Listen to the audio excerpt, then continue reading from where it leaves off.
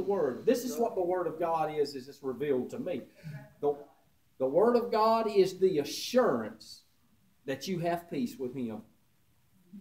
The Word of God is eternal, that says everything is okay in eternity between you and me. That's the Word. You have my assurance that you have peace with me. Isn't that something? That's the Word of God. God gives you the assurance that it's okay. If it ain't okay, something's wrong.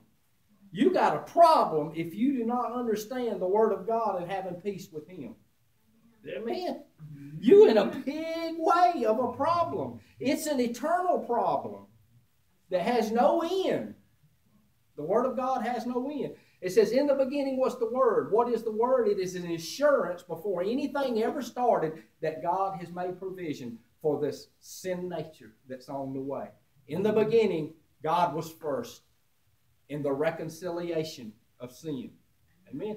It says, in the beginning was the Word, and the Word was with God. What does that mean? God, it come from God. It was originated within Him. It not did anything any man did before any man ever ate, before any man ever did anything. God chose within His own self to give His Word and say it's okay. I have made provisions before sin ever entered into the picture. In the beginning was the Word. The Word was with God, and the Word was God. My Word is my bond. Yeah. Is that not what it's saying? My Word is my bond. What I say is the essence of who I am, and simple as that. And it said, and the Word became flesh. Here comes Jesus Christ on the scene. The Word became flesh and dwelt among us. In Him now is eternal life.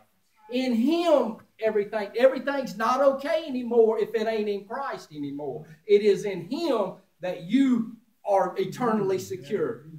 The Word became flesh. Now, I'm going to go back real quick. We're going to look at the Word, more at the Word. Listen to this. Listen to this.